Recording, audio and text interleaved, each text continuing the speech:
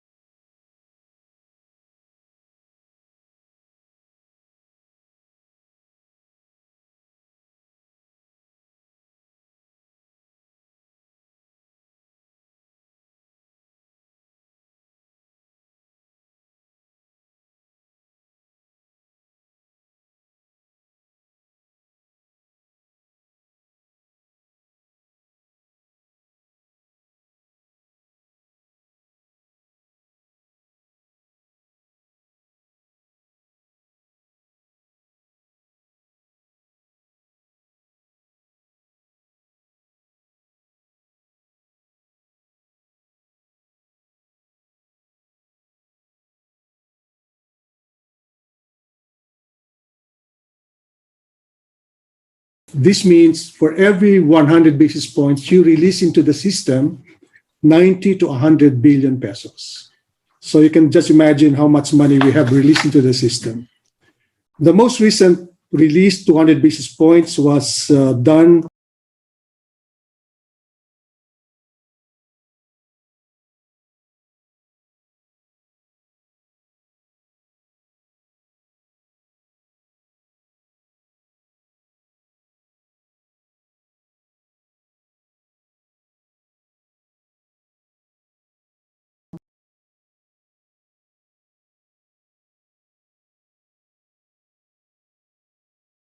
to 12%. This means for every 100 basis points you release into the system, 90 to 100 billion pesos. So you can just imagine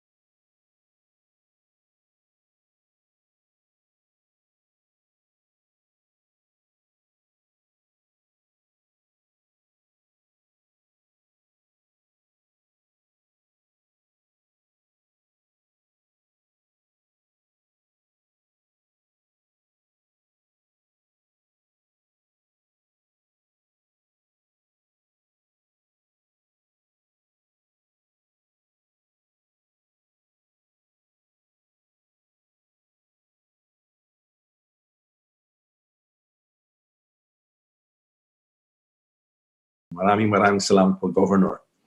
Our next speaker will be the Land Bank of the Philippines President Cecilia Borromeo. Ma'am Borromeo, Cecilia is a formal development banker, having served as the President and CEO of the Development Bank of the Philippines prior to her present designation.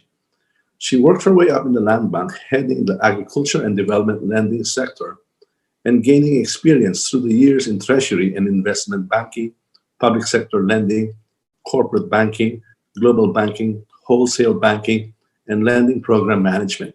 She's a graduate of the Advanced Bank Management course of the Asian Institute of Management and the Pacific Bankers Program at the University of Washington, Executive Education, Foster School of Business. Ma'am Cecile, you have the floor.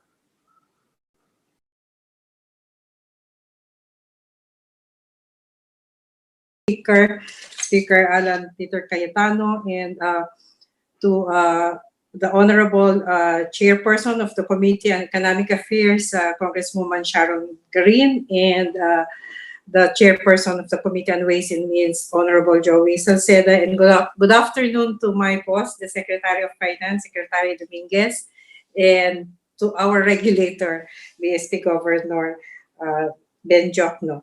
So thank you so much, Your Honors, for the opportunity given to the Land Bank to comment on the Philippine Economic Recovery Act, or PERA, which is a consolidated version of two legislative measures, that of Congressman Joey Salceda, the National Stimulus Strategy Act, and that the bill introduced by Congresswoman Sheila Luz Kimbo, the Economy Moving Forward as One Act. Land Bank is the biggest government financial institution with the social mandate of bringing financial inclusion to the marginalized sectors and sustaining broad-based development. So Land Bank supports the general intent of the merged bill, which aims to protect the Filipino families and for them to cope with the adverse effects of the COVID-19 pandemic. Notwithstanding, Your Honors, the bank provides its comments and recommendations on some provisions of the consolidated bill. And with your permission, may I share with you the highlights of our comments and the type of economic intervention. The act proposes to create 7 lending programs to be implemented by 7 national government agencies. It is our recommendation or suggestion that to simplify administration and monitoring and also to create consistency in lending terms and conditionalities, we suggest that the GFIs, Land Bank, and DDP be the implementing entities for all lending programs. Doing this will also simplify the messaging to the intended beneficiaries and in a clearer manner.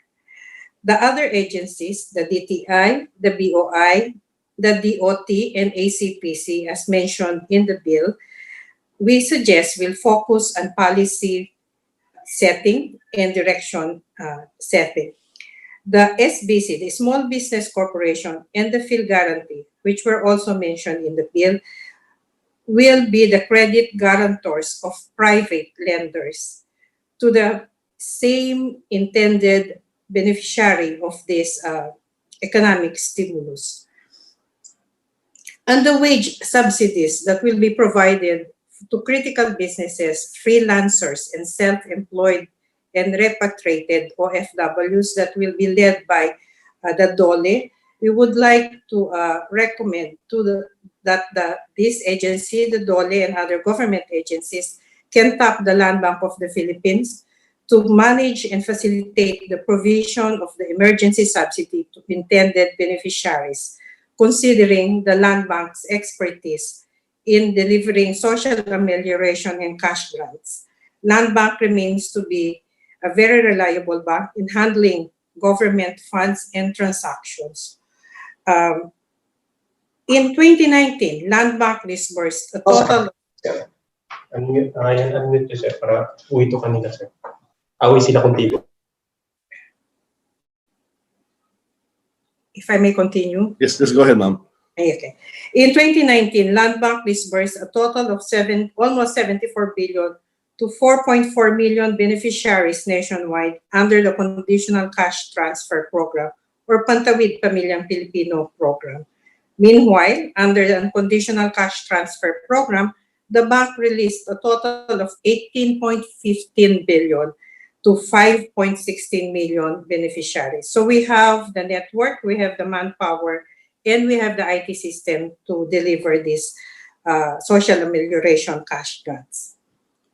And the matter of the regulatory relief for business entities, where the regulatory agencies are encouraged to simplify and shorten new business registration processes after the approval of the Act and 6 months after the implementation thereof, that the registration process may be permanently implemented by the regulatory agencies.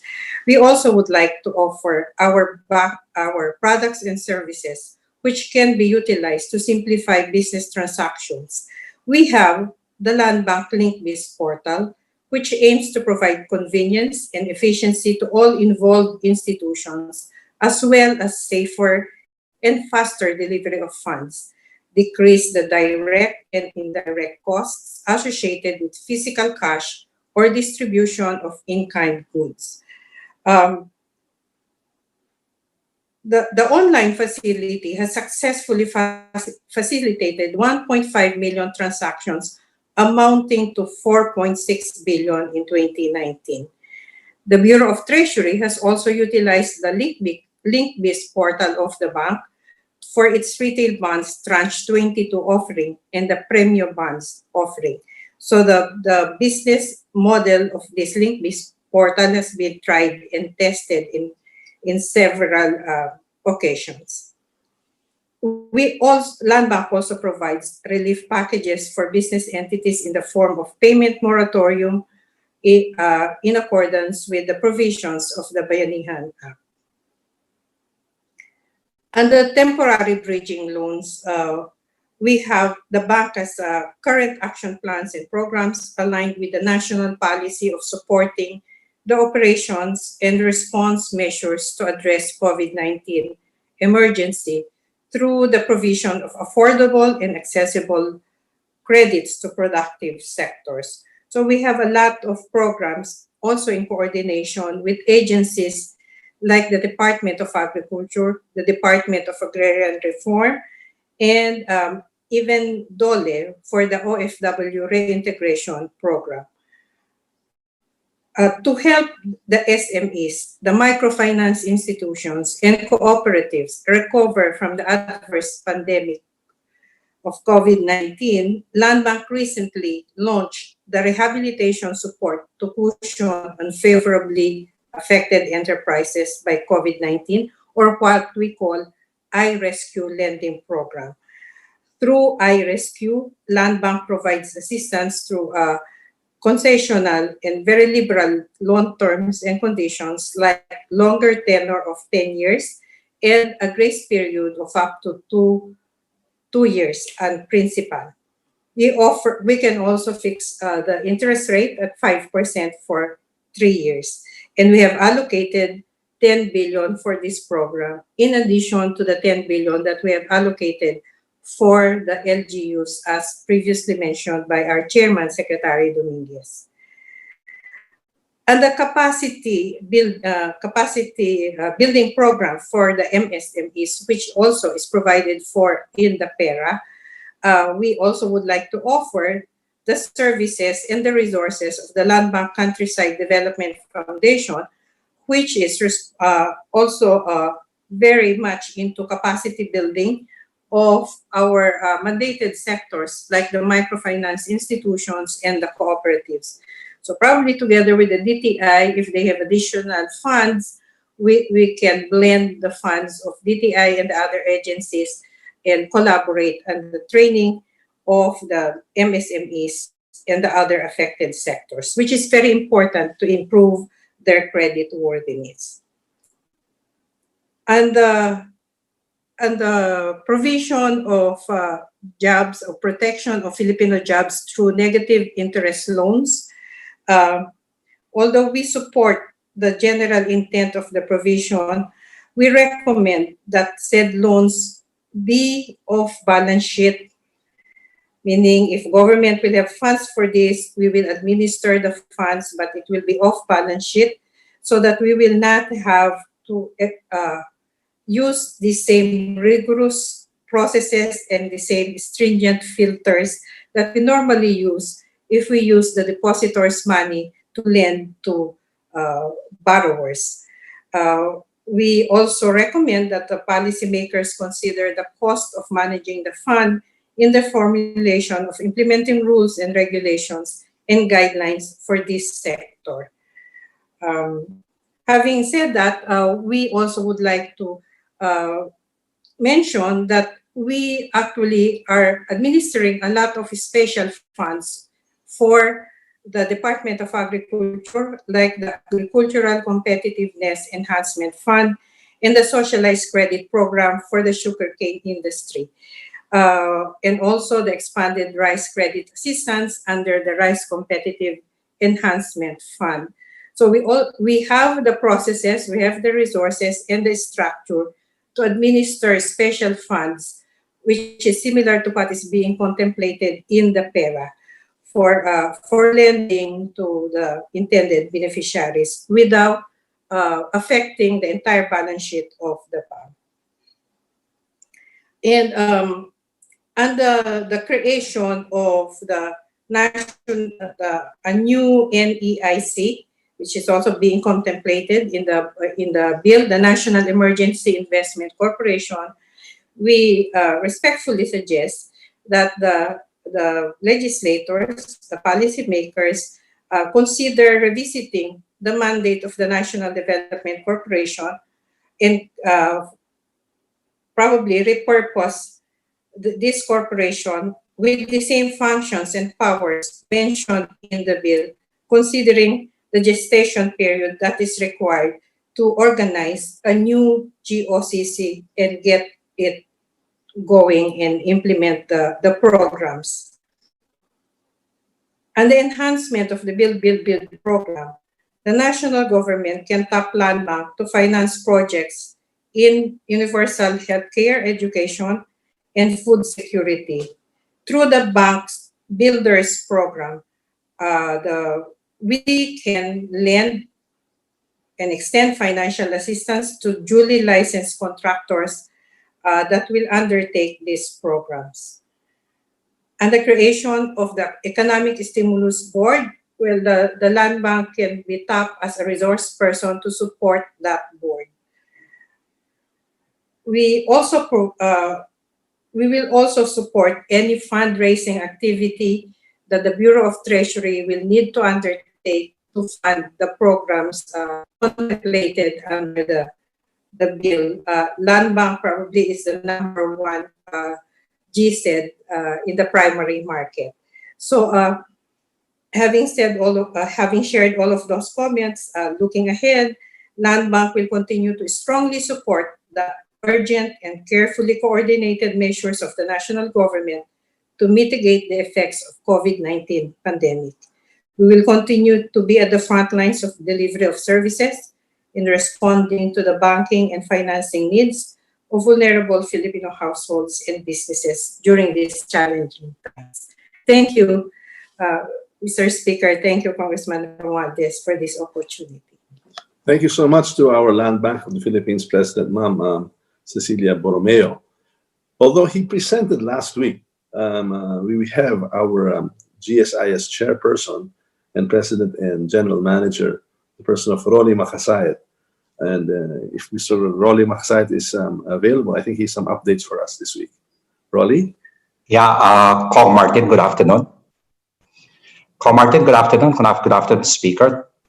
Yes. Can you hear me? Yes, we can hear you very well. Thank you. Yeah, thank you for the opportunity again. But Congressman Romualdez, Congressman Martin, I am not here to give an update on GSIS issues. It's Congresswoman Sharon Garin called me yesterday regarding one of the provisions in your bill, which specifically says subsidy compensation for salaries in excess of the paid sick leaves for COVID-19 illness through SSS and GSIS. Her proposal is to allocate about 1 billion pesos for those who get sick of COVID, and in case it exceeds their paid sick leave, government will continue on paying their salaries.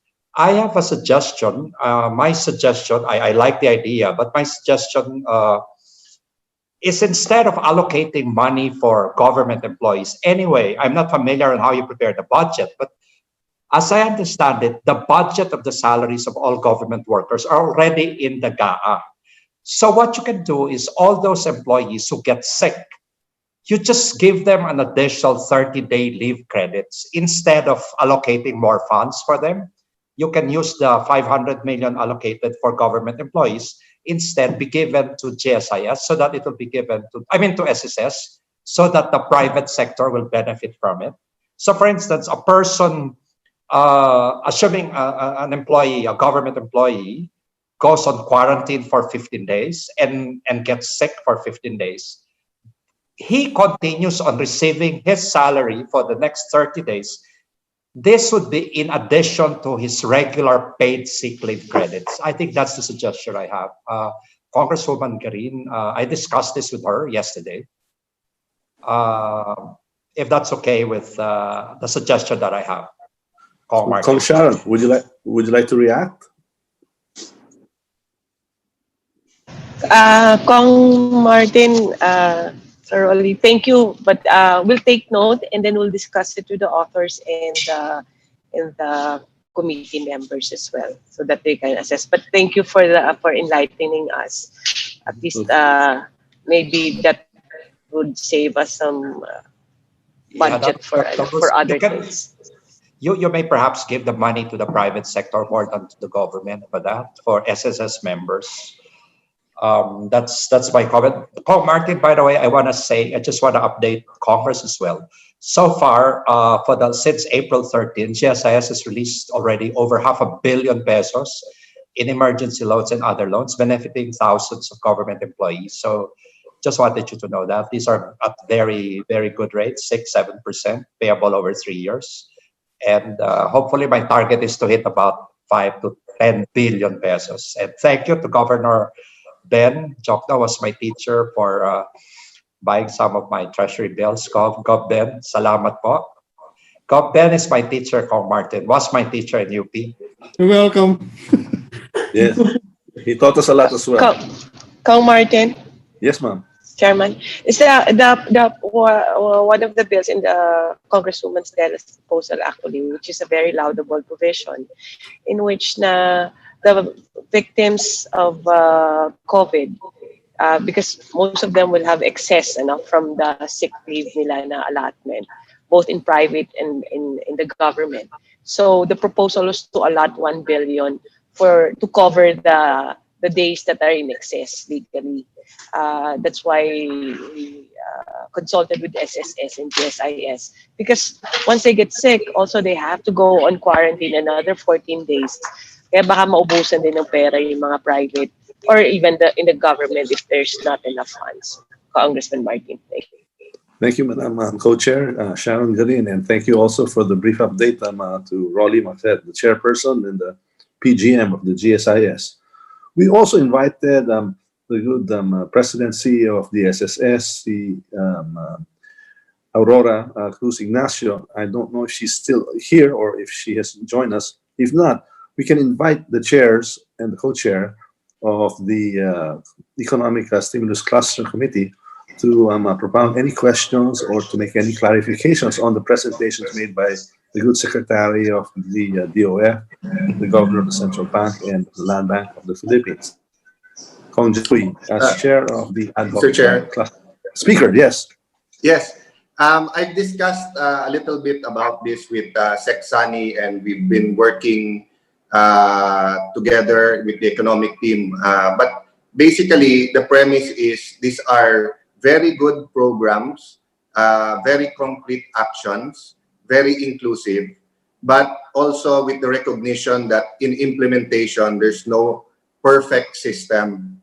So my question would be, in the implementation, will the implementing agencies, including the financial institutions like Land Bank, monitor it to the point that people who are intimidated by the formal banking system and getting loans will not be intimidated? No?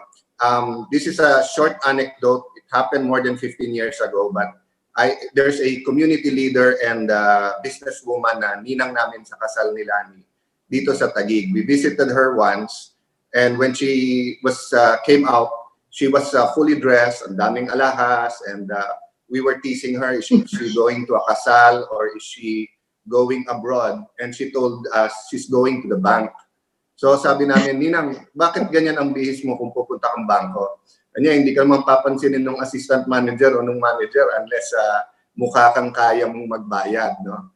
And together, I remember when President Duterte sent me to several areas in Mindanao, even farmers with titles, for example, pag mababa yung loan, minsan ina-advisean ng bank managers na, Sir, haba pa ng proseso, or yung kumbaga na-dissuade sila, ma'am, no?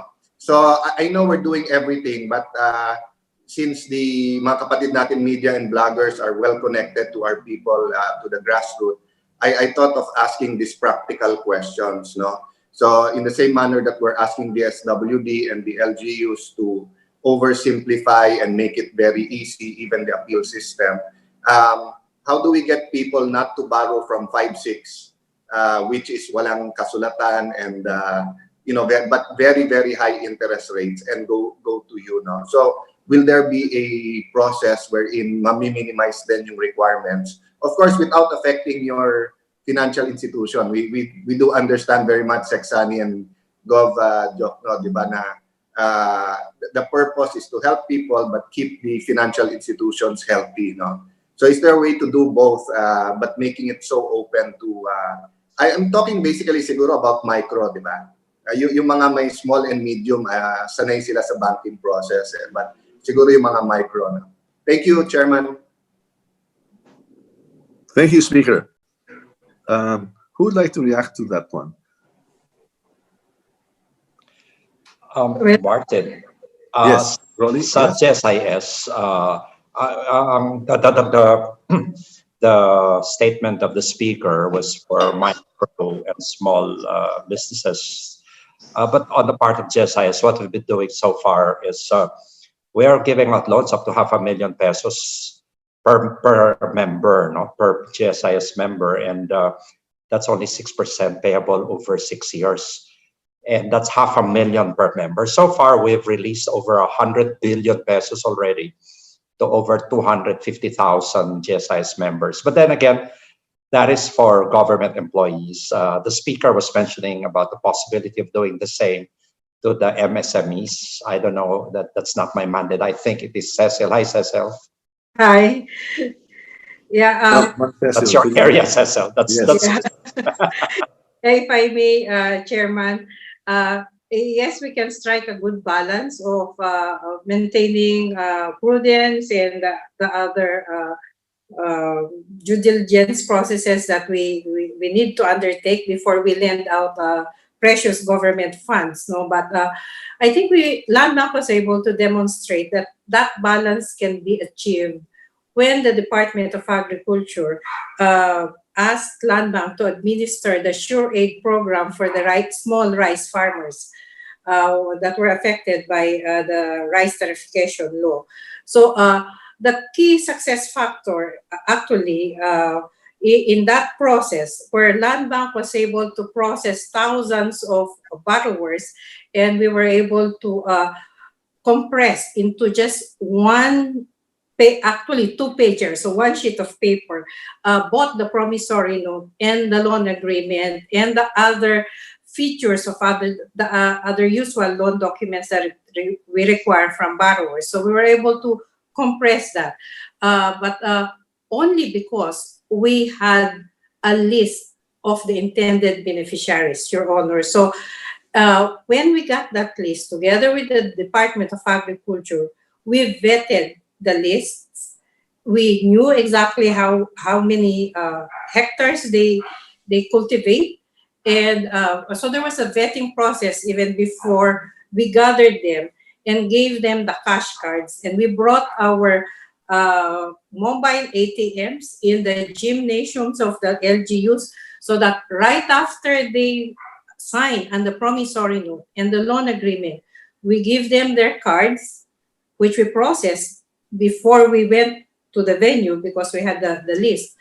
And they were able to withdraw their 15,000 loan from our mobile ATM. So there's a way, Honorable Speaker, Congressman Romualdez, we can do it, and we can partner for the micro entrepreneurs.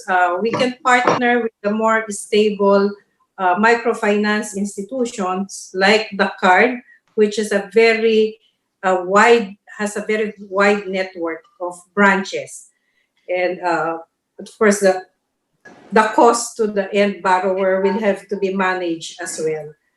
So we will continue to look for solutions, Speaker. Thank you, Ma'am Thank Cecil. you. Just a follow-up, Major, if possible. Yes, Speaker. Yes. Thank you, ma'am. No, that's very reassuring, di ba? Lalo sa farmers natin. And as you said, you did it already. So my follow-up question kay Governor Jokno, sir, I know it's been your advocacy, no, yung small businesses and how to grow them and how to give them credit. I was watching last night after that long but very productive meeting in Malacanang. the discussions of the U.S. Senate was that the $2 trillion stimulus, which is supposed to get money to the smallest businesses, the banks were picking their big clients and their clients that pay more, so the many small businesses did not get the money. So I was wondering if not through regulation but through persuasion, we can ask you to also persuade the commercial banks to be more friendly to small businesses. I know for a fact that I've read even way before this that BDO, BPI, Security Bank, di ba yung micro-lending nila, may mga programa talaga. But given the emergency situation, again, without harming their financial standing or prudence, as ginamit ni Ma'am Cecilia, may we ask you if there's a way to also persuade para mas maraming nagpapautang. And may kanya-kanyang forte naman at kanya-kanyang clientele itong mga bangko na to. But traditionally, business-wise, you'd rather have one big client and assured ka that are paying you rather than many small na hindi mo alam kung tatagal naman yung business na to o hindi. But I think it's very clear that both the Bangko Sentral and the economic team really wants all the businesses to thrive after we defeat or while we're living with COVID. Thank you, Governor. Thank you, Ma'am Cecilia. Thank you, Speaker. Yeah, to address the concern of the speaker, no. During our last meeting, we discussed this, no. Are we going to cut by another 2 basis points yung reserve requirement? As I mentioned earlier, for every 100 basis points, you release into the system 90 to 100 billion pesos. So yung 200 basis points, that would amount to about 180 to 200 billion pesos nire-release. So ang ginawa na lang namin, we try to be creative. Sabi namin, gusto namin na mapupunta yon sa small and medium scale industry. So these are new lending, no? So this is voluntary. So if you lend to a small and medium scale industry, it will be counted as part of your reserve. So at least 200 billion ma-release mo yun. Plus, if you combine this with a field guarantee, then there's an assurance na magiging attractive ito. And then combined with the cut, ngayon ang policy rate na is 2.75%. I think that will be very attractive. So may competition na ngayon ng mga bangko, but also especially ang may advantage dito yung mga thrift banks, rural bank, savings bank, kasi mas malapit sila sa mga maliliit na manghihiram, no? So they will be encouraged because of this program. Thank you, Governor. Yeah, thank you. That's very reassuring to hear. Sa kanila talaga nakalaan tong 200 billion at least. So baka pwedeng makiusap sa mga kaibigan natin sa media, no, na to grant interviews dun sa mga bangko na ito at sa Land Bank para matulungan nyo malaman ng ating mga small businessmen how to access these loans. Governor, thank you very much po. Sure. Thank you. Yes, the Minority Floor Leader would like to propound the question. Yes, Bishop Benny. I was watching the video of Speaker Alan when he was interviewing Secretary Dominguez on the loans. And sabi ni Secretary Dominguez is 120 billion and then also help for the private schools. No, I'd like to ask the Secretary, how do we go about it? And perhaps Bangko Sentral Governor can also add to the comment I'd like to ask. Yeah, thank you, minorities speaker, minority leader. We have 2 programs that we are working on. We are working on. One is already in place, and that is field guarantee. So field guarantee is ready to guarantee up to 120 billion pesos of loans that banks give to small and medium enterprises. So that guarantee program is ready. So if a small and medium enterprise goes to a bank, borrows the money, the bank goes to fill guarantee, and we will provide the guarantee of the loan. Right now, the guarantee is up to 50%, but we are considering increasing the value of that guarantee. So the total loans that will be available to be guaranteed is 120 billion. The second program is we discussed this briefly yesterday with Land Bank, Cecil there. Yes, sir. And the program essentially is for private schools. If private schools provide a study now, pay later program and get a promissory note from the student to the private school, we will, Land Bank can lend the private school against that promissory note, probably up to 70 or 75% of the value of the promissory note. So that is that is a program that we're looking at, and I think although Cecil hasn't said any numbers, we could probably go up to 1 billion pesos very easily with that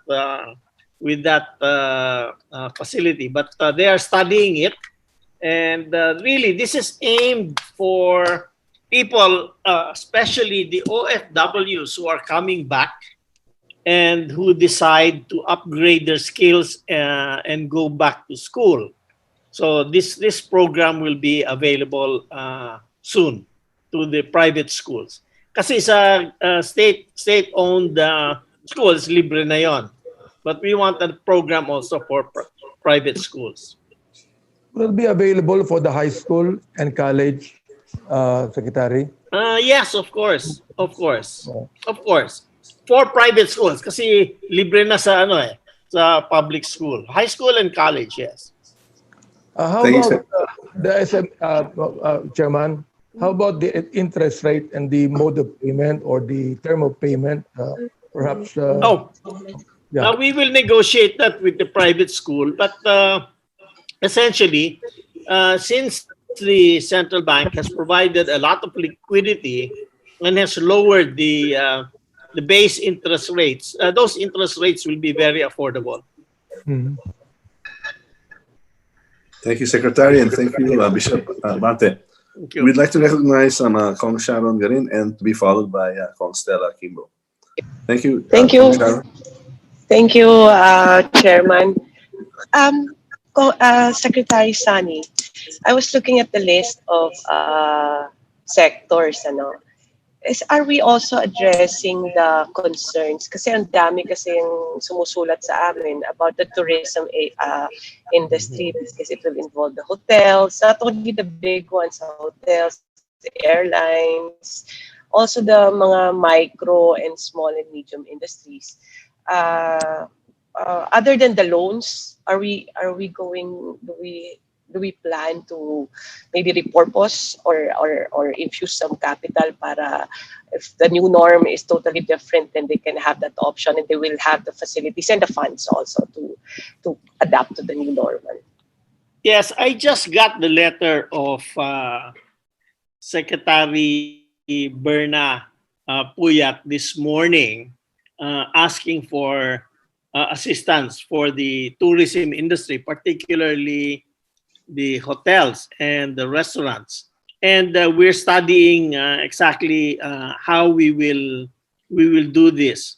As I mentioned last week, our bounce back program is going to be based on reality.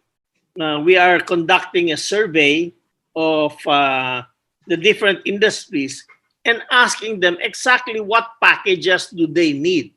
Because tourism industry will need a different package, say from the manufacturing sector will need a different package from the construction industry and from the retail industry. So our program is really going to be based on the results of the survey, which already have started. In fact, I mentioned that we already have at least 44,000 respondents. So the programs are going to be very targeted and very industry specific. So for the tourism industry, of course, I'm sure that we will come up with a loan program with probably some fiscal incentives for them, because that tourism industry is going to be quite bad for some time. I don't think if the lockdown is lifted anywhere, that people are going to travel. I think they are still going to be very, very careful. They're going to look at what happened to Singapore. Singapore opened their tourism business, and pretty soon they got a big spread of infections, and that they had to close down even harder than they closed down the first time. So again, we are looking at those requests, and we will tailor the responses by industry. Thank you. Thank you. Thank you, Secretary. Chairman, isa lang kay Governor Jokno sana, Chairman. Okay, then the next will be Governor Jokno, because many people are also listening, and the media are also listening to this. Yung field guarantee would basically guarantee the loans that you take. Parang sila yung mag-assure sa bangko na bigyan niyo yan, i-guarantee namin yung inutang ng SME na yan. Parang ganun yan po, sir. So, kung sakali na hindi siya makabayad, sasaluhin ng gobyerno. Is that correct, Governor? Naka-mute kayo, sir. Yes. The government will assume part of the risk. Yun ang purpose na. And sabi ni Sunny nga is at the moment mga 50%, but depending kung anong industriya, baka itaas natin to maybe 70%, ganun. But at the moment, it's 50% guarantee. So merong implicit na the government will take the risk, 50% of the risk. Kung di makabayad, i-assume ng gobyerno. Dahil doon, bababa yung interest rate din. At saka mababa na talaga, binaba na namin talaga yung interest Yes, I know. to 2.75 na di ba? Galing yan sa 4.75, so binaba na namin ng 2.5. So it's now, the interest rate is lower, tapos mas maraming pera na available, tapos meron pang guarantee. Ang galing nga, sir, I was telling you earlier, ang galing ng BSP for being so responsive to the needs of the market right now. At ang isa sa Philippine Guarantee kasi, I know that there are limitations or mga ratio na like requirements of the BSP when they guarantee. One suggestion was to make a special fund na para hindi siya, yun nga, off-balance sheet na siya. And it can be more lenient para to accommodate yung mga SMEs, and maybe it will be harder for them to comply with the requirements kung part siya ng balance sheet ng Yun ang isang proposal ni President Borromeo ng Land Bank, no? So pwede namin din bigyan ng ganung classic arrangement yung mga particular loans na yun. So we can be accommodative also, the central bank. And also with the SB Corporation, they can also do off-balance sheet na fund. Like we did before with Yolanda, na may specific fund talaga. And the guidelines are less restrictive for them to get a loan. Plus yung policy namin na we are giving 2 percentage point na yung if you do lending to BSP will count it as reserves, tremendous ang impact nun sa additional lending to yung mga small districts. Yes, sir. It's just that objective lang talaga ng Kongreso is mahirap naman talaga kumuha ng loan kahit sa mga SMEs. And it's with your policies and with the help of the DOF and any legislation that you need na para available sa lahat yung credit line na we are trying to make this as fast as we can, as Yeah. wide as we can, no, as available as we can na lahat pwedeng mag-avail. As long as, of course, there are guidelines. Yung punto ni, susundin ni, na natin. yung punto ni Speaker kanina, I think we really have to make borrowing as user-friendly as possible para madali Yes, sir. talaga. Thank you. Thank you, Governor. sir. Thank you. Thank you, Kong Sharon. Yes, Kong May I Stella. have a comment, please? Yes, of course, Secretary. Please go ahead. Yeah, of course, Congressman Garin, it's very important to help the those who are affected. But let's look at the experience of government in doing direct lending. There have been so many programs in the past. The last one I remember is something in the 1990s where they were lending money for agriculture. And that ended up a total disaster. There was a lot of corruption involved. I don't know. I don't remember the name of the programs. Cecil, do you remember? Well, Secretary, there were quite a number. Well, the most popular of which was the Masagana 99. No. That one is no. That one was not a disaster. Okay, that one actually was a subsidy program that was disguised as a loan program. You know, to convince the farmer to change his method of planting rice, they had to bribe him and basically give him money. They called it a loan. Nobody repaid, okay? So, because it was really down, no, there was one in the 90s. I forget the name. Agriculture, ASEF ba? ASEF? ASEF, sir. May ACPC din, sir. No, ASEF program. Oo. I tell you, that one was a total disaster because it was full of corruption, di ba? And it did not achieve its purpose. Yes. So let's be very careful about government doing the lending or the subsidy. If it's a subsidy, let's call it a subsidy. And let's not pretend that it's going to be paid back because it's just a waste of time. Okay?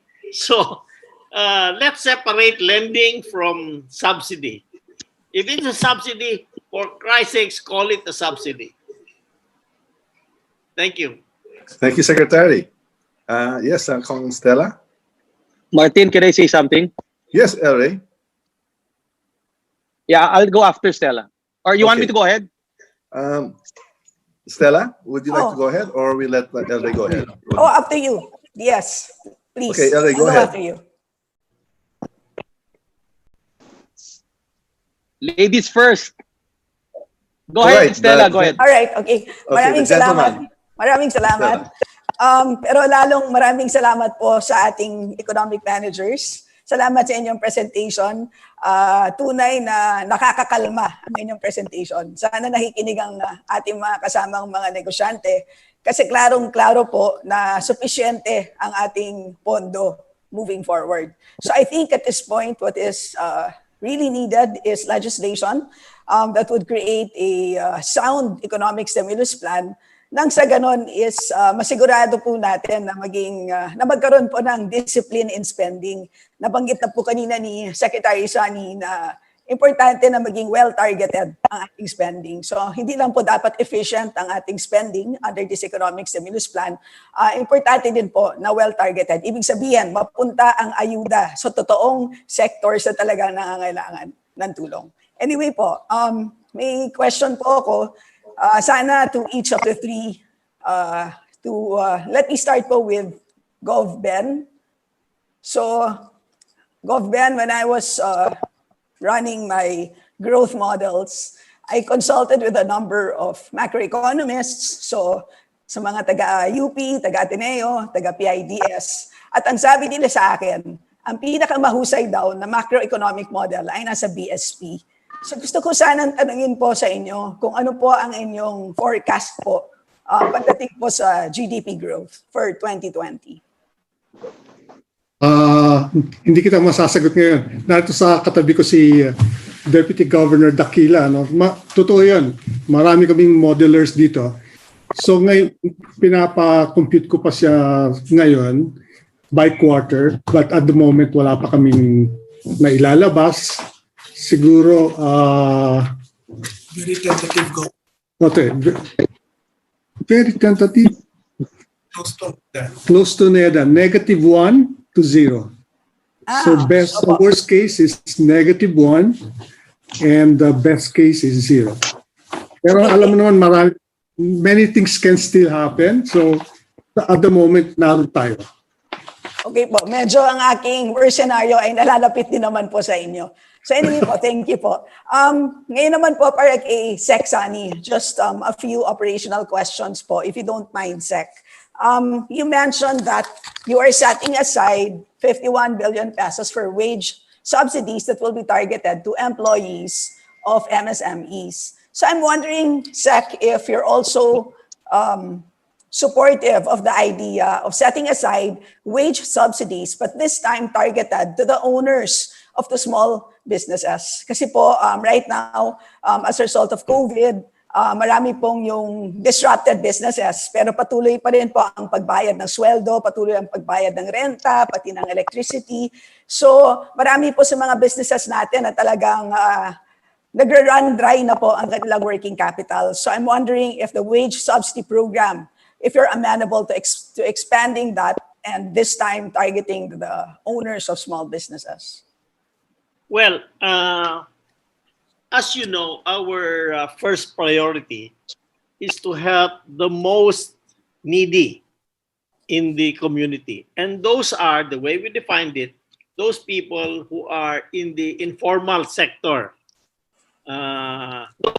Then we are looking at those who are the employees of small businesses. For the small businessmen, of course, we are we wish to assist them, but we wish to know exactly how they wish to be assisted. Okay. And that's one way we are looking at it.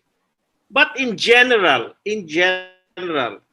I think the position of the government, and perhaps it may be shared by BSP, is that currently, definitely, we will assist the banks who assist their clients. Okay, now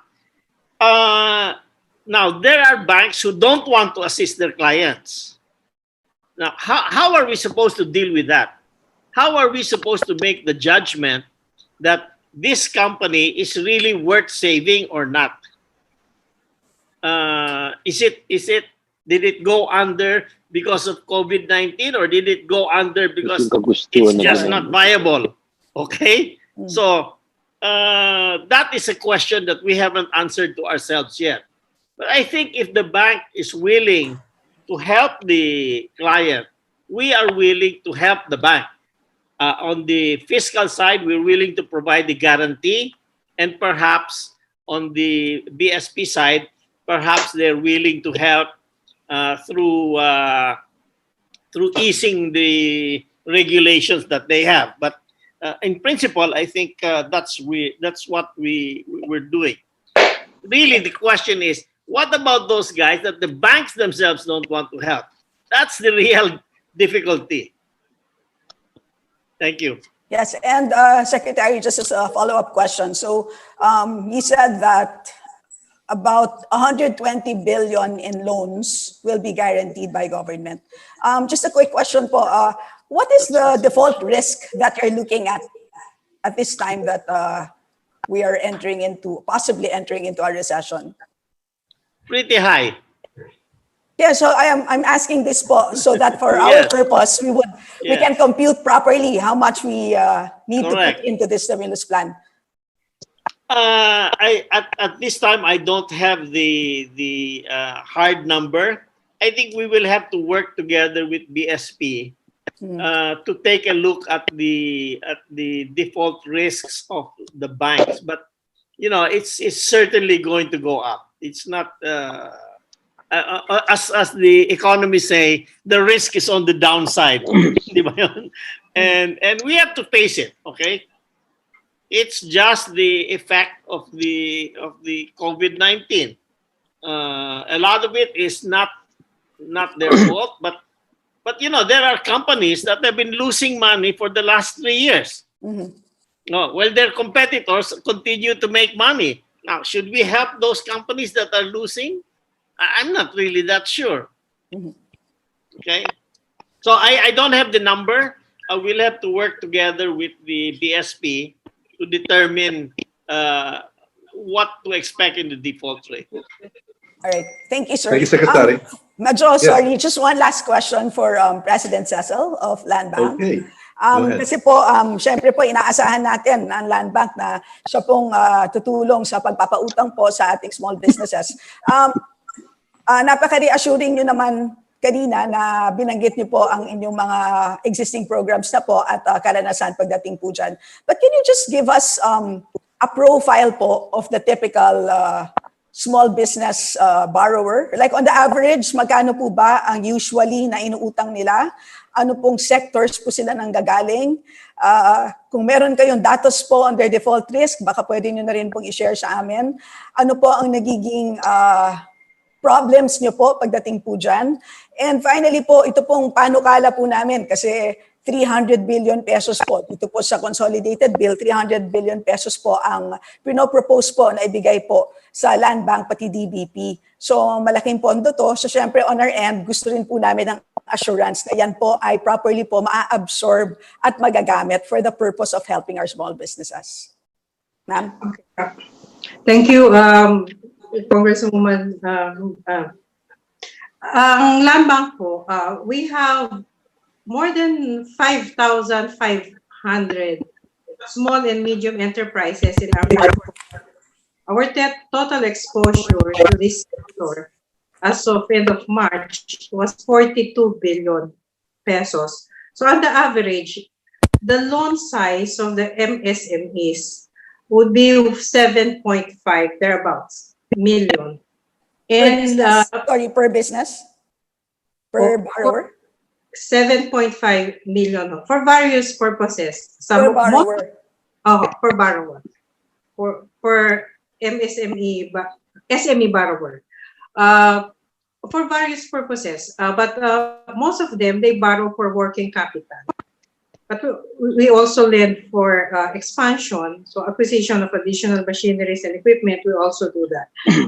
And most of the SMEs in the Land Bank portfolio are those that are participants in the agribusiness value chain.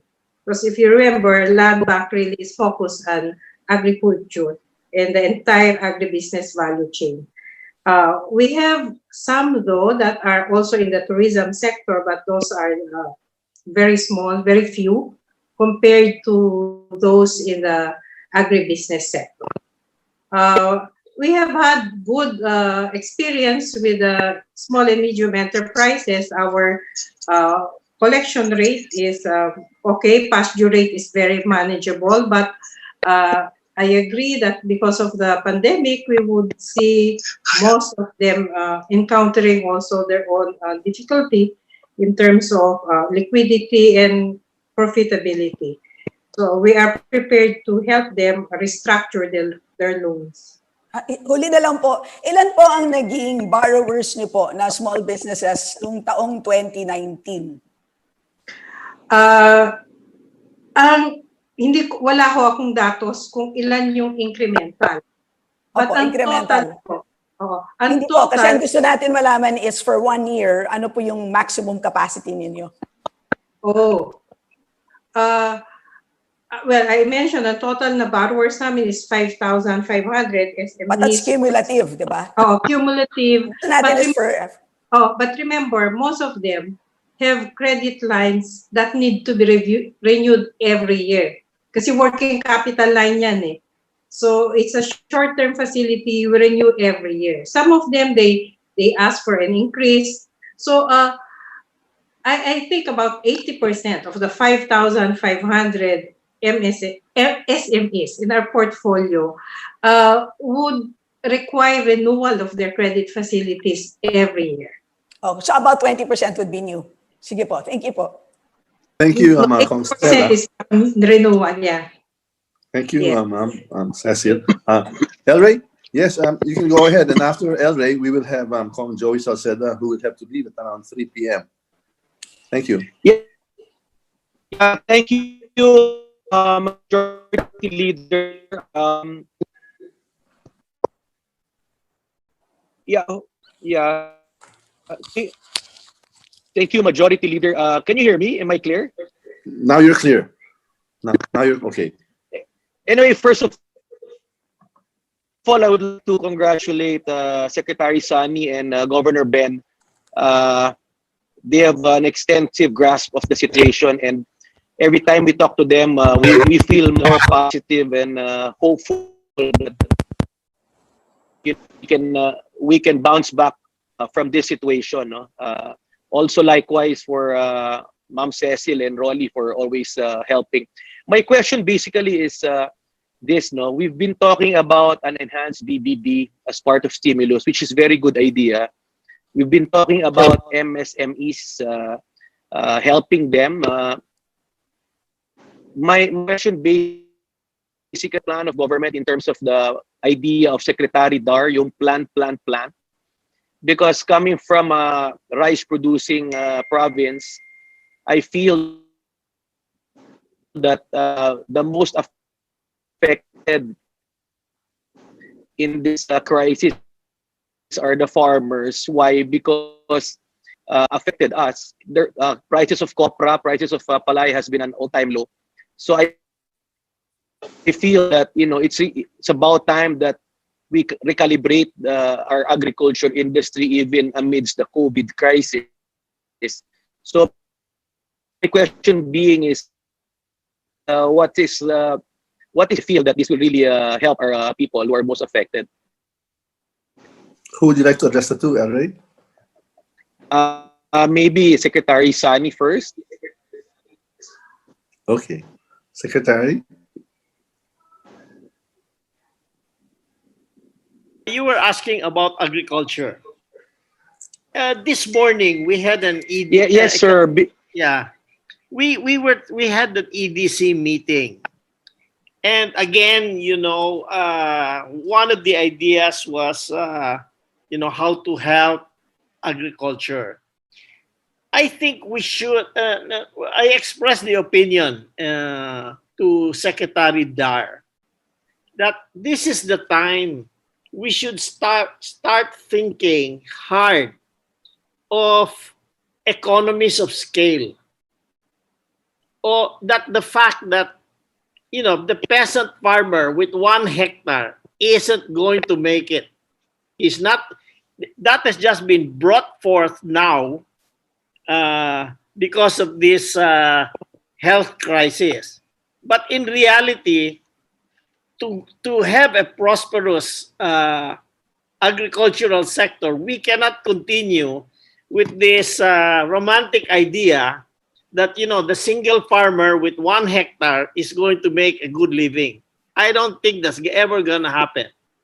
So I suggested to him that perhaps this is the opportunity to begin consolidating farms and managing them as a group rather than as individual peasant farmers. We don't get the volume nor the quality required under this system. So I think that it's important that the Department of Agriculture start moving towards the idea of commercial farming, where in fact the ownership of the land is no longer that important. What is important is the use of the land. So we should encourage people to lease property so that they can come in large commercial size enterprises. you know, there is a farmer in Negros who has actually leased 7,500 hectares, and he is doing very well. He's doing much better than the guy who's just farming 10 hectares. And maybe the guy who's farming 10 hectares will be better off leasing his land and then doing something else with his capital rather than farming his 10 hectares. Thank you, Secretary. Let's not waste this crisis to move Thank you. ahead. To move ahead. Okay. El Rey?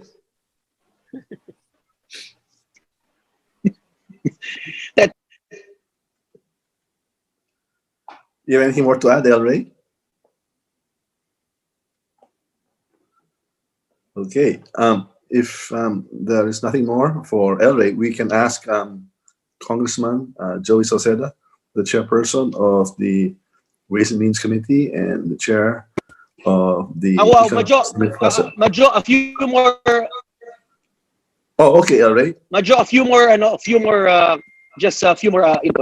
Well, we're very happy to hear that because Sexani was former agriculture secretary. He knows the problems, he knows the solutions, and as member of Congress, I think our colleagues will support us that whatever economic stimulus we need to reach that goal of having an economy of scale, instead of having marginal farmers, we should really have farm areas where there's economy of scale. And secondly, now is the time to be self-reliant, not only in rice, in vegetable, and all these commodities which we're importing now. We have the land. It's just a matter of utilizing them. Maybe a few more. Maybe we can hear from Governor Ben, maybe Cecil, about what they think about supporting the agriculture industry, how they can help, based on what Sexania said. Majo, maybe we can hear from Governor Ben and maybe Cecil. Okay, because this is important. People are listening now live on Facebook. Yes, on agriculture, I agree with Sunny.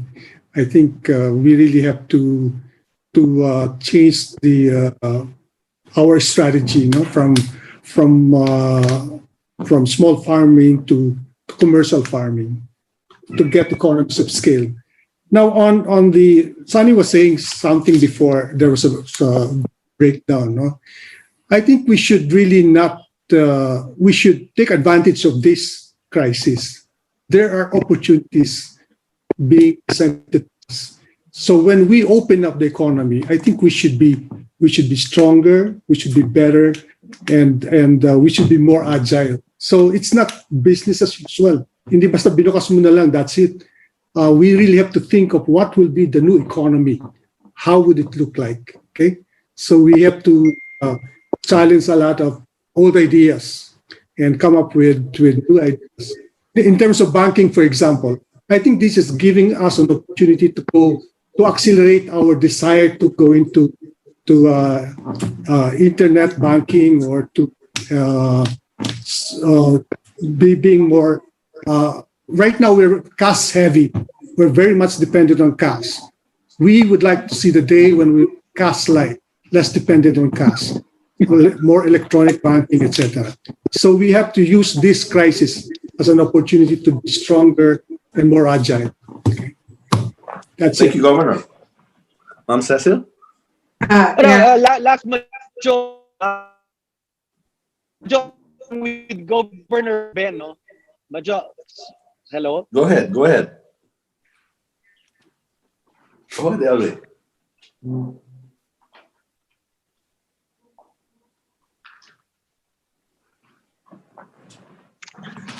Can't hear you, El Rey. Sorry. El Rey, you have the floor. We cannot hear you right now. Yeah. Oh, okay, can you hear me? Now. Yes. Can you hear me? I have bad internet connection. Yeah, in addition lang to Governor Ben's statement, I really fully support this, and maybe he can brief us, because now is the time that we should strongly push for financial inclusion measures down to the barangay. The cash agent system and in the barangay level should, I think, be fully implemented. I would just like to hear from Governor Ben if the central bank now under him is barangay level. You under the present system, you don't need to put up branches down to the barangay level. You can do electronic banking, and so Yes. this I think this crisis has given us an opportunity to move forward with our desire to go electronic rather than the usual cash-based budgeting banking, no? So yun na nga, El Rey, maganda talaga itong oportunidad na ito, and I think we should accelerate the digital payment, etc., and so forth and so on. May Okay. I make a remark? Okay, thank you, Ben. Thank you. Yes, El Rey. May I make another remark? Oh, yes, Secretary. I think we should. Yes, go ahead, Seksani. Yeah, thank you. I think we should look back and see what preparations the Congress allowed us to make to come out of this COVID crisis in to prepare for it. And that was really the tax reform. I think this is a good example of why tax reform works. You gave us the ability to, number one, increase our revenues.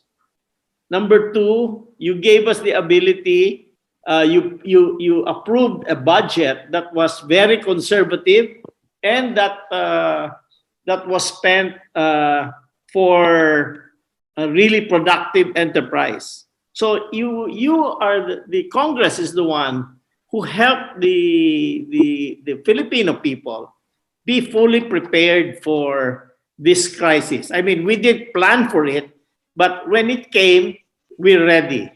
So thank you for that. And I'd like to make a case that we should continue pushing for tax reform, which you have supported us 100% in the House. So thank you for that. Yes, Mr. Secondly, Secretary. I'd like to point out that on digital banking, Cecil is going to launch a totally digital bank by the middle of this year. Okay, and that is the OFW Bank. There will be no branches, and that bank will serve as many as OFWs as we can using a totally digital platform. We set up this OF Bank a couple of years ago. We've had problems with the technology, but I think with Cecil's leadership, we are almost ready to launch. Is that right? Not right, Cecil? Yes, thank you, Secretary. And also thank you to the BSP who gave us the no objection letter for the eKYC, which is very important for remote opening of deposit accounts. So we are on our way, Secretary Dominguez, making OF Bank a fully digital bank by end of June as promised to you. Maraming salamat, Secretary. Maraming salamat, Ma'am Cecil. Thank you. And Majo, yes? Majo, sorry, one more important input. Okay. Can you hear me? Yes, please go ahead. Can you hear me? Yes. Yes. Yeah. Seksani, now I think Now I can't hear you. Sorry. Another suggestion that I would like to put on the table is a post. Sorry, I didn't hear that. Sorry, El Rey, I didn't hear that. Seksani, can you hear me? It's on and off. Can I hear me now? It's on and off. It's choppy. Just ask the question, El Rey. Okay. Go ahead.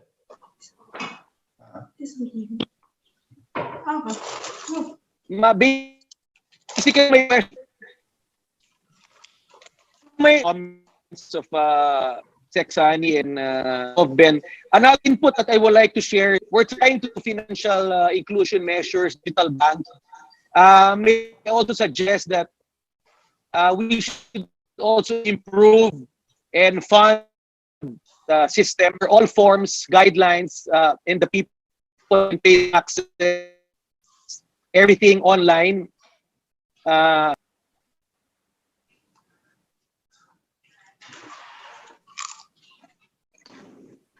Sorry, I didn't get the gist of what you're saying. Maybe, Can you hear me, Sexani? Madjo, may I suggest that El Rey, baka you can text your comment, then we can read it after kay Joey. Medyo in and out lang yung signal mo, I think, to everyone. It's an irony you're talking about digital tapos IP Okay. problem. Okay, Baka okay, you can thank you. text yung question mo.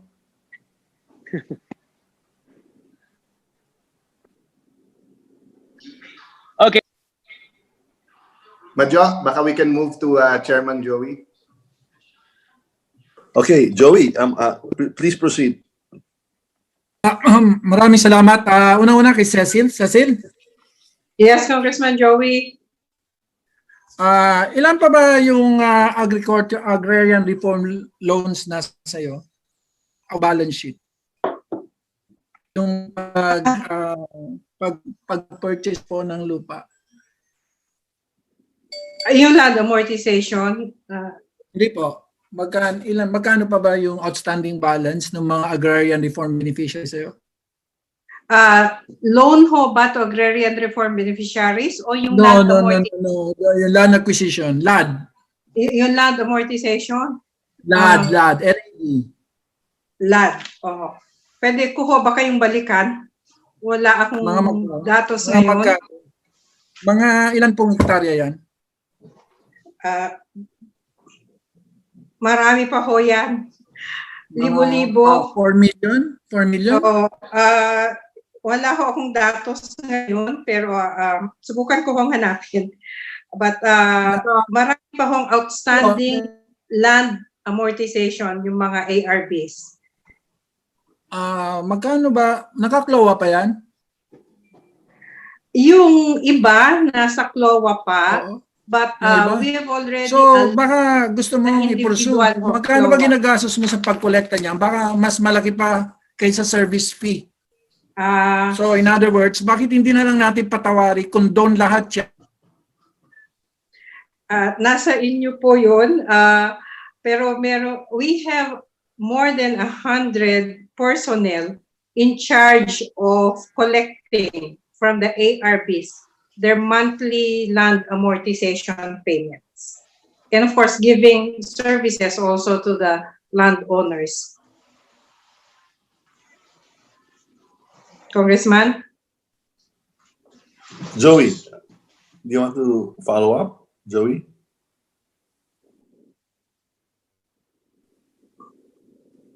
Chairman Joey, Ma'am Cecil is asking if you want to follow up, or are you okay with that? Okay, well, we have a very poor connection also with the chairman, Joey Salceda. Okay, is there anyone else who would like to propound the question or would have some insights that they would like to share? Mr. Speaker? Oh, yes. Yes.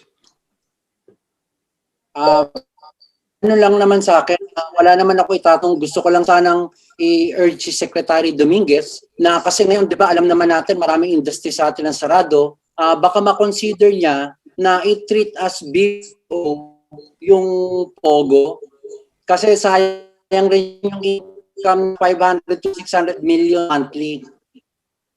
And then provided na yung mga tao from bahay, isa-shuttle, walang mag-roam around, lahat magpa-follow sila ng instructions sa ECQ, ayun ho.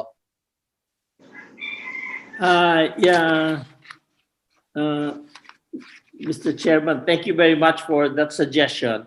That will be taken up ho sa IATF, I think in their next meeting regarding the Pogo industry. Okay, thank you, Seksani. Kasi naisip ko lang dahil ngayon walang pumapasok na income sa atin, might as well consider. Thank you pa ulit, Seksani. Yes, thank That's you. all, Thank you. majority floor. Thank you, Chairman Eric. Thank you, Secretary. Yes, who would like to go next? Hey Martin, I Mr. Chair?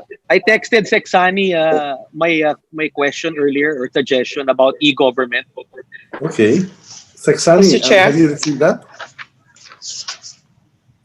Yes. I have it now. Okay, That Secretary. you are suggesting that we strengthen e-government and Yes, that because digital transactions be more online and that payment forms should be readily available on government portals. Yes, exactly. In fact, the biggest program we are working on now is e-invoicing.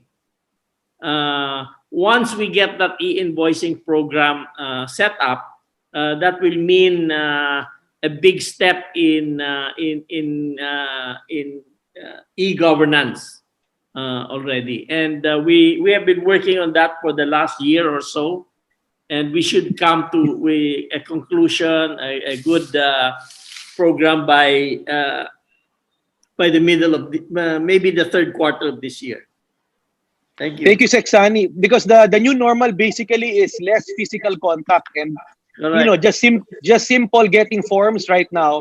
I think the most government agencies should have all forms downloadable and equip government banks and portals for us to be able to do government transactions with minimal physical contact, Secretary. Yes.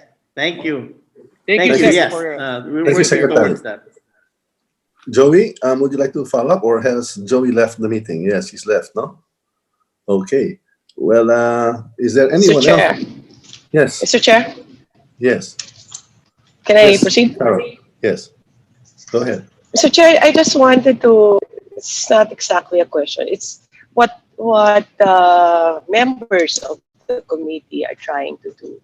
It's because what exactly was Secretary Dominguez was saying, na magbabago lahat after, and everything will change. Probably hotels have to repurpose their assets, kung baka pwedeng gawing eskwelahan na yan, or also in the trade industry, baka mababawasan na, or airline industries. So, ang iniisip ng mga proponents ng bill, and also the members, it's ang daming inputs, is tinetexto ni Congressman Tony Pet sa akin, yung Marshall, what's this, the World War II na ginawa, yung Marshall Plan, na change whatever we need to change to adjust to the new normal na. So the idea is after the ECQ, which will be during the ECQ and even right after that, I think DOF has a grand and very admirable plan to address yung mga basic na mga sector natin na nangangailangan talaga ng tulong. In fact, for survival day to day. But what we are envisioning is there will be massive layoffs. Maraming mawawalan ng trabaho. Should we not propel the industry? There's about 30, mga estimate yan between 20 to 30 million yung medyo may risk yan. Yung mga daily wage earners, mga nasa combination of the industries, nasa export, import-export, nasa tourism. So the proposal is give them time. Ngayon, they're cash strapped, wala silang pera kasi binayaran nila 2 buwan na sweldo. This goes with small and medium and large also. Bigyan sila ng subsidy ng konti so that they do not let go of their employees for the next 2 or 3 months. Give them a little subsidy based on the wages na nire-register din nila with the DOLE. It could range from 35% to 75%. In those 2 months, there's available credit line for them, which BSP is already doing actually, to decide on what to do with their industry or their company. Kaya I'm so happy na BSP is already providing the avenues for them. Kasi pwede na mag-isip itong mga, di ko alam kung magsusurvive yung mga restaurants. Ako, Governor, 3 restaurant ko, di ko alam kung bubukas pa ako because people will change their attitude in going to malls and going to restaurants. So, it will give us time, give the MSMEs time, 2 months, a little subsidy so they don't let go of their people. Wala tayong masyadong problem with the livelihood of the employees. And then in 2 months, hopefully, we can start restructuring. Kaya po, napakaganda po rin ng mga suggestion ng mga authors and combined with the DOF plans on addressing the DTI, DA, the LGUs, then it would actually, I think I'm very hopeful with the whole structure now kasi all the agencies are going beyond para lang makatulong po, especially for the MSMEs. Ang isa kasi was brought up in our committee is the education sector na baka wala ng mga estudyante. Actually, it boils down to employment at the end. Pag mawala ng trabaho yung OFW, mawala ng trabaho yung mga employees natin dito, there will be less or practically no students anymore. Kasi it's all a domino effect na rin eh. So hopefully, I'm very hopeful with this administration, with all the heads that we have now, with all the agencies, that I think the people should not lose hope after the COVID. And I think the company should be rest assured that help is coming their way. Thank you po, Mr. Chairman. Thank you, Co-Chair Sharon. Chairman Joey Salceda, you were cut off earlier. Would you like to continue your line of questioning? Can Please I ahead. go back to Cecil? Yes, Go ahead. ma'am. Do you have the data? No, not yet. Not yet, but we have more than 100 personnel collecting from the ARBs under land amortization. Okay. So, lahat yan, mga may nakatatak pa sa likod. So, kung gusto i-consolidate ni Sunny at mukhang mas malaki pa ang mas malaki pa gastos nyo sa kinikita nyo dyan, bakit hindi na lang natin, ang proposal ko, kasi non-fiscal siya, sunk cost. So, incrementally from an economic perspective, why do we just condone? And I would just like us to ask you to prepare a position paper so we can study whether if there are any legislation that you need so that we can pursue wholesale agrarian reform land acquisition loans so we can free up the farmers and therefore they will have more greater flexibility in kumbaga sa ano dahil ngayon naka-mailyan yan sa likod sa land bank. So yan po ang una ko pong i-request sa inyo. Kasi halos 70% naman ang itatanong ko, natanong na rin. Ang gusto ko lang malaman kay Sexani, sir, hindi ho ba pag NOLCO, yung mga dati ng malalaking liquid, yun din ang binibigyan natin ng suporta? The NOLCO will be aimed at the small and medium enterprises. Okay. So can we put conditionality na it is based on their labor cost?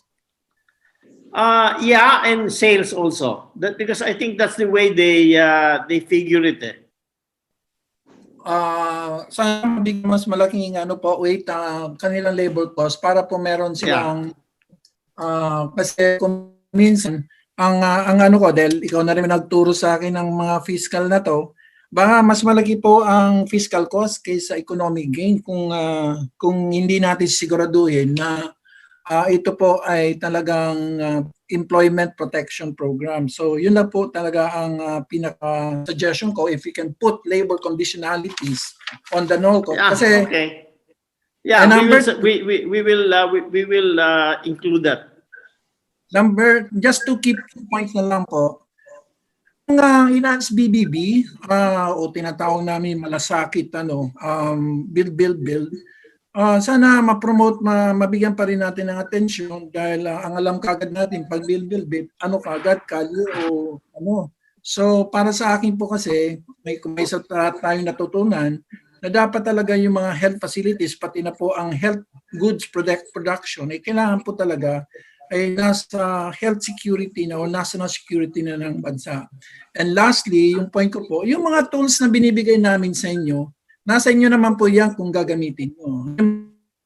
Gamit po ng NDC, ang bilang namin, baka may mga dun sa travel and tourism, kakailanganin nyo yung scalpel, at least po, nasa batas na ang yung scalpel, ay binibigyan namin ng budget sa kayo o ng at least allowance na pwede nyo na you can go up to, let's say, a certain billion to use that scalpel. For example, for the zero interest loans, definitely, I think, hindi naman national goal. Ang iba-budget, you can go on a guarantee system and probably provide, if it's needed, to provide greater to restore certain enterprises to profitability. Kung ang differential lang po ng profitability at ng loss is simply because of interest cost.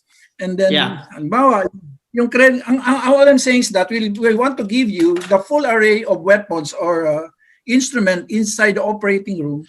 So, para po mas maayos. Pero, let me go back. I'm fully supportive of land consolidation. And the only way to do that is for land bank or for us to condone 4 million hectares still under CLOA, not under CLOA, but under some form of lien to land bank. And these loans are essentially zombie loans, and the cost of servicing them is probably much higher than what land bank is earning. And therefore, this is, sabi nga kanina, an opportune time. And therefore, this is, I think, the necessary strategy to free up the farmers from, and then certainly there are still captive market of land bank anyway. So, para sa akin po, if there's something that na kailangan po natin magawa is look for all these non-fiscal or probably non-cash expenditure that will add to the vitality of the economy without asking too much from government. So that's all my proposal, Seksani and and of course I may ask BSP governor kung sa tingin niya may problema ba tayo sa systemic risk kung total nasa off balance sheet naman ang land bank pwede ba natin consider na i-forgive and condone yung lahat ng land acquisition loans na binigay natin sa 4 million farmers? Total, hindi only 20, I think, I don't know how many % pay, and the servicing them is so I just want a comment from both land bank and from land bank, but I think land bank doesn't have the data. But I asked from land bank, from DOF, and of course from the BSP, a comment on this suggestion. All right. Who would like to go first? Either the BSP governor or would the good secretary like to tingin ko, this is Governor Jokno. So tingin ko walang systemic risk yan on the part of land bank. We ran a stress test, and as I said, we have prepared for this. The banking industry is sound and adequately capitalized, and wala tayong problema. Okay. Seksani, in terms of fiscal? Yeah, we will take a look at the numbers.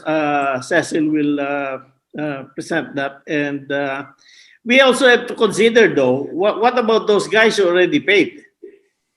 Well, nagkataon po, pero it simply means kasi yung mga yun nagbenta kaya nagbayad So ang sinasabi ko lang dito, Seksani, ang gusto ko lang sabihin dito, then any future land distribution would have to be prioritized some way without having to kasi ibig sabihin meron talaga yung adverse selection ang ng moral hazard. Ibig sabihin niya total wala na rin naman land reform. So I think that would have to take the form of some other mechanisms. Yeah, we'll take a serious look at it. And first, we'll take a look at the numbers, and then, of course, we'll take a look at the original agrarian reform law and see whether legislation is required for this. But again, we'll take a serious look at that. Thank you. Thank you so much, Mr. Secretary, and thank you so much, Chairman Joey Salceda. At this point, we would like now to invite the members of the media and our bloggers if they have any questions, and we will now also ask our Secretary Mr. General Chair. and the staff. Yes. Mr. Chair, pahabol ko lang. Since we have the bills of Congressman Joey Salceda and Congresswoman Stella Kimbo, and we have attempted to start on the consolidation of the two bills,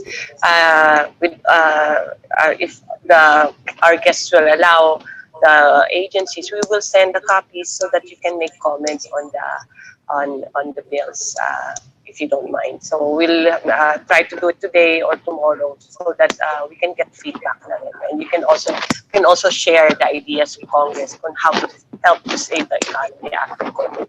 Thank you, Mr. Chair. Thank you, Kong Sharon. Yes, Mr. Secretary General, we are ready to accept the media for their own set of questions. DSG Darren, kindly assist our Majority Floor Leader in moderating the question and answer. Thank you, SecGen. Thank you, Chair Majo. Thank you, Speaker.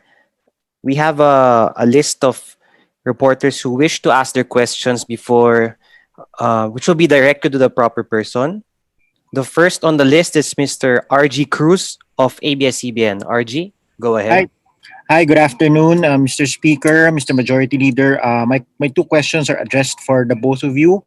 My first question, what is your timetable for the approval of the stimulus package? And how will you do that with the new normal that we have now? How are you going to manage the session to pass this bill into law?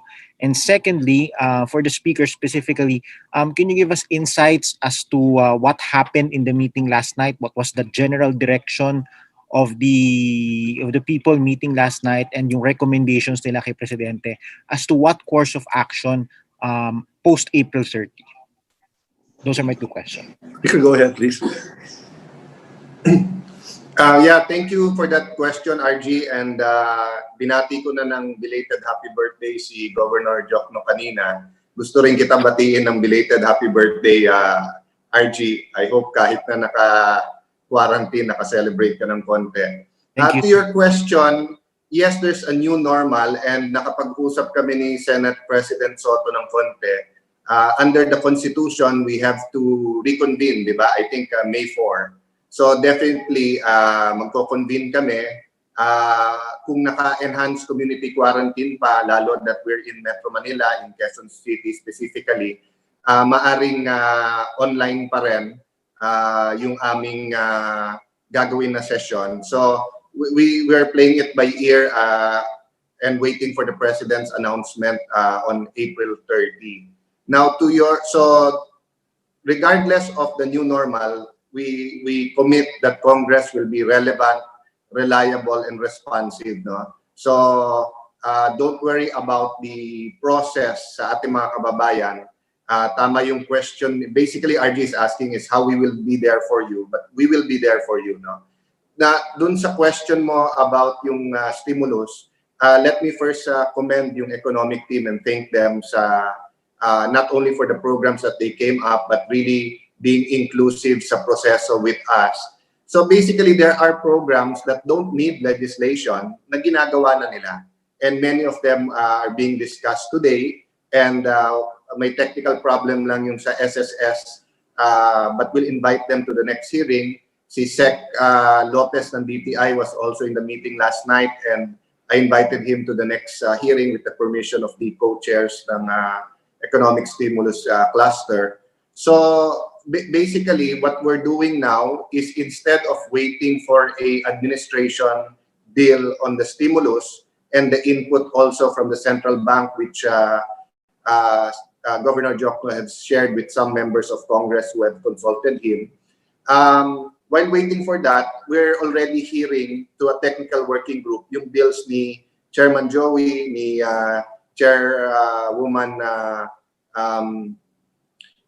Garin, and ni Congresswoman Stella, and yung ibang mga membro. So we'll fast track all of this, and kung meron pong certificate of urgency ang Malacanang, just like the bayanihan na We Heal as One, hindi kami natulog doon almost 24 hours, di ba? But of course, more time is better. You can see how much time the US Congress took to pass their stimulus bill to $2 trillion. Yet marami talagang hindi na pag-usapan, no? So it depends on the situation, di ba? So the less urgent it is or the less time bound it is, meaning if we have 48 instead of 24 hours to finish it, the better I think the quality of the bill. But if we're only given a certain amount of time, then it's correct lang just to give the executive more flexibility and then just to work with them on it. No? That's what we're doing with the SWD, for example. Many members of Congress wanted to put inputs on how to deliver the social amelioration. But we didn't want to delay the Bayanihan Wihilas one. So we're working with the SWD on the guidelines. Again, it's not perfect, no, but it's there. Lastly, may I defer to spokesperson Secretary Harry Roque. Right before we went online at 1:30, he was briefing around 12:15 because ang understanding ko confidential yung meeting last night, no? But I can repeat what Secretary Roque said a while ago. It was basically the President and Cabinet listening to the health experts so that we can balance and put together the public health strategy with the strategy for economics, no? So I think what has been repeated even outside that meeting is pwede mong buhayin ang ekonomiya pero hindi mo pwedeng buhayin ang patay. But at the same time, hindi ka pwedeng iligtas sa virus, mamatay ka naman sa gutom. So that's what the meeting was there for. And we really appreciated the new NEDA Secretary, Carl Chua. He did a tremendously good job in coordinating both the economic strategy with the public health strategy. Other than that, RG, allow me to defer to Sec Roque because I don't want to say anything that otherwise should be just for the President's consideration until he makes the decision of how to proceed after April 30. Siguro, I don't know if Sec Sani or if you want to ask Sec Sani, on the side of the economic naman, si Sec Sani is on top of it and gave us an overview then. Thank you, RG. Well, in brief, RG, I just want to echo the statements of the speaker that as we have successfully passed the Bayanihan Hilas 1 Act, we will use and resort to the electronic and technology that we have before us using the Zoom. As you know, we had close to 300 of the congressmen participate at the last special session. So we feel that while it will make the challenge and difficult, it is not impossible for us to reconvene and act and perform and discharge our duties as representatives of the people. Thank you, Archie. Thank you, sir. Thank you, sir. Next up is Ms. Myra Cepeda of Rappler. Myra, go ahead.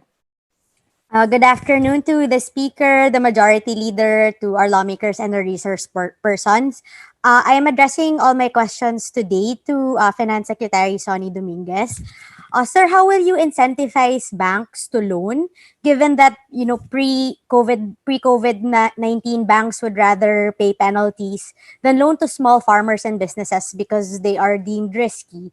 And also, how will the government encourage businesses and farmers to loan, given that they are intimidated by banks in general?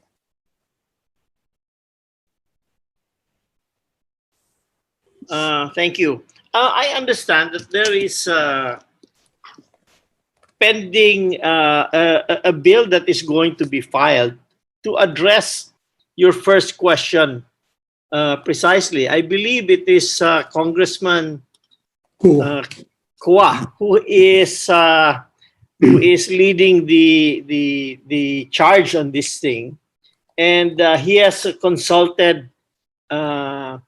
I believe he has consulted us, he has consulted the BSP, and that legislation will be filed soon. Mm-hmm. On the second matter you pointed out, again, I want to say that sure, banks are intimidating, and perhaps if we go back to what we discussed with El Rey, perhaps it is time for consolidation of farms, so that individuals no longer will have the onus of trooping to the banks. Rather, they go as a cooperative or they go as a consolidated corporation or some kind of partnership together. You're right. It's intimidating to go into a bank and see all those people sitting in their air-conditioned offices and having coffee and sitting around and asking you to fill up forms and asking you questions, etc. So again, I believe consolidation of farms will certainly help people move ahead with more available financing. For my second question, again addressed to Secretary Dominguez. Sir, can we get more details as to why POGOs are being considered to operate again? And how much are they expected to remit in taxes if they are allowed by the government to operate again? I think the question should be addressed to Congressman Yap. He is the one who brought this thing up, and of course, once he brings it up, we have to take it up in the IATF. This has been briefly discussed, and we said that perhaps one of the rules that will apply here is that the final if they decide to open up the POGOs, and that's not my decision, right? If they decide to open up the POGOs, perhaps the final approval should come from the BIR. That BIR is indeed collecting the right taxes from the POGO and from the foreign employees of the POGO. Thank you, sir. Mara, can I just add, Majo? Yes, to be sir. fair to the economic team at NEDA, again, without revealing, the confidentiality, without violating confidentiality nung pinag-usapan kagabi, actually, walang pinag-usapan na specific na industry, kung hindi pinagsama-sama depending on the health risk and the impact on the economy. So they did not single out, di ba, so for example, yung high risk sa health like tourism was discussed and how to help them, no? So in fact, I heard more comments from the economic team about how to help and how to fully operate in VPOs rather than POGO. So I think it was just really, Sexani, I read in the papers today kasi I think PAGCOR is appealing. Kasi yun ang mandate nila. And si Chairman Yap used to be chairman of the Committee on Games and Amusement. That's why I think na take up niya. But Mara, it's not the focus of the administration. Witness kami ni Senator Soto, Senate President Soto last night. They're looking at all industries and mga basic sectors like agriculture ang focus talaga. I just want to clarify, Miss, that it wasn't discussed last night. This POGO issue came out, I think, a week ago. At the request of Congressman Yap, and I believe it was also a request of the PAGCOR, but it went to the IATF. That's my understanding. Thank you. Thank you, Secretary. Any questions else for Yes, sir. Okay, we'll proceed to the next media personnel who would like to ask a question. Thank you, Darren. Yes, sir.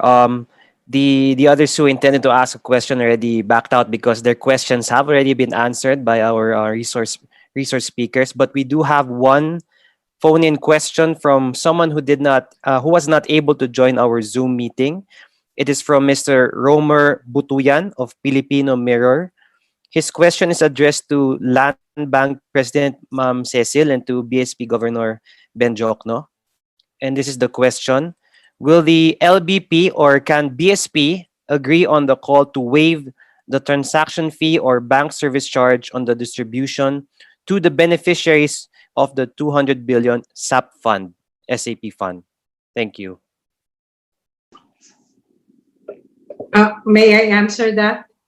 Okay. Yeah. We don't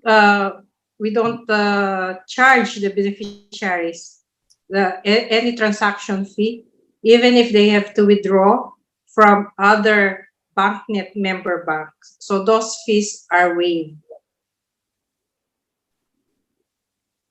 And Okay. also, we waive fund transfer fees using the PesoNet and the InstaPay. Thank you. I hope I answered your question. Yes, ma'am. Mr. Chair, no further questions from the media. That is all. Thank you. Thank you. Mr. Speaker, and to the rest of the resource persons, would you have anything else to add at this point? Mr. Chairman, I'd just like to thank again Ma'am Cecil, SSS, they really tried, but confronting technical problems. Governor Bendiocno, and of course, Secretary Dominguez. And I'd just like to reiterate what Elray was saying about the forms. I think, Seksani, and you've heard this naman from us a couple of times and had a positive reaction. Since the barangay captains are going around and all LGUs are busy with the social amelioration, I think one of the suggestions is to also have a survey of micro and small businesses. While it's true that we can get from the business licensing office of all cities and municipalities, yung mga may business license, under several laws, certain businesses may threshold, like some sari-sari stores don't need to get a business permit, no? So, katulad ng sinasabi ni Seksani, no, kung yung empleyado nasa SSS, nasa sistema, mas madali magbigay ng subsidy at aid. Pero kung more of nasa informal, mas mahirap i-identify. So I think one thing we can also really do, and tomorrow magmi-meet kami ng brother ko about a enhanced survey form for every household, actually for every person in the city of Taguig, to be able to come up with programs that are really targeted. Of course, kailangan ng verification ito, no? But for example, we don't have much guesswork already in the needs of medicines, TB, high blood, asthma, and high blood pressure, because we have a quarterly survey and we know kung sino na kailangan and dinideliver na lang sa bahay. Ano? But, it's not easy getting the system because people don't usually like to give private information unless they have a Facebook account at doon nila pinopost yung private information nila. But otherwise, pagka mga government form, may konting resistance, no? But I think during this time that we're battling COVID, they're more than willing to fill up forms. In fact, ang daming nagte-text sa amin, bakit wala kaming form? Let's just make sure sa mga kapatid natin sa media that we send the right message, that when we give a form, hindi ibig sabihin na automatic may ayuda. Diba? In the same manner that if you give me a biodata or resume, hindi sure na hired. Diba? It's only for government to assess your needs. No? So thank you, Chairman, and thank you, sir, for taking, and ma'am, for taking so much of your valuable time today. At salamat sa mga kapatid natin sa media. Sa vloggers ba, wala rin magtatanong na? Darren? May tanong yung mga vloggers, Darren? Wala po, Speaker Majo, wala po. Okay, thank you. That means very, very clear ang explanation ng ating mga resource persons ngayon. Thank you very much po. Thank you, Speaker. Again, I'd like to thank the Speaker, Alan Peter Cayetano, for spearheading the conduct of these technical working group meetings. As mentioned earlier, this is the third of a series of discussions and consultations aimed at clarifying issues and building consensus on how the nation will forge through amidst the crisis. Perhaps even a look at the opportunities that hide behind clouds of fear and uncertainty and embrace them bravely. I would like to thank especially the head of our economic managers team, headed by the one and only Department of Finance Secretary Carlos Sunny Dominguez. Our special guest, of course, was our very, very able and very good at bringing confidence to all of us, the governor of the BSP, Bendiocno. Also, we have our Land Bank of the Philippines President CEO, Ma'am Cecil Borromeo, and all those who also joined and viewed and observed our activities today. Your views and recommendations not only give hope, they also strengthen our resolve to do our part in healing the country get back on its feet. We continue to believe that with the hard work, perseverance, and the cooperation and the support for our people, we can work our way back to stability and normalcy, even as we plan the future according to the lessons we have learned during the most difficult and challenging time. Finally, Mr. Chairman, Speaker, the Chair wishes to acknowledge the assistance and the able preparation of our House Secretary, led by our Secretary General, Attorney Joel Montales, and all of the staff in facilitating this very, very innovative platform on Zoom. Thank you for your hard work and support. Of course, also to our co-chairs and the members, Chair Joey Salceda, Co-Chair Sharon Garin, Co-Chair Stella Kimbo, as well as the other members who joined us today at this meeting. Our thanks to our friends in the media who have participated in this meeting. I hope you were able to get some valuable insights, not only about the government's economic stimulus plans, but of the possibilities that are available to our country and the people as we stand together to help each other. We will inform the public of the date and time of our next meeting in the next few days. This meeting is adjourned, and Mr. Speaker, as we neglected to actually have the national anthem at the start of the meeting, I would like to ask our Sec Gen and Darren to put up the Lupang Hinirang, the national anthem, as we close. Thank you, Sec Gen.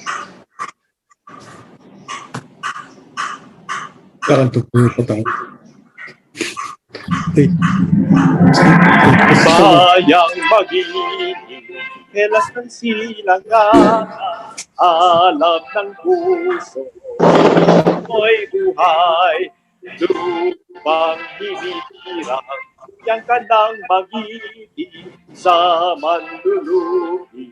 Di ka pasisiin sa dagat at bundok, sa simoy at sa langit mong bukaw, ay dinagang kita at awit sa paglayang minamahal.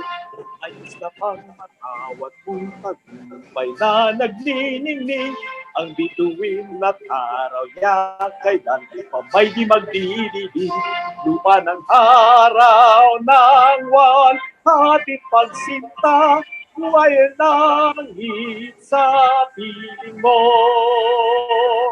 Ang ligaya na pag may mga api ang mamatay ng dahil sa'yo. Thank you so much, Ras Garcia, for your rendition of the Lupang Hinirang. Mr. Speaker, we beg leave, and we move to adjourn this meeting, and we shall see each other soon at our next scheduled meeting, which we shall inform the public. Here. Thank you po sa lahat. God bless you. God bless you, Major. Thank you. Thank you. Yes. Steph.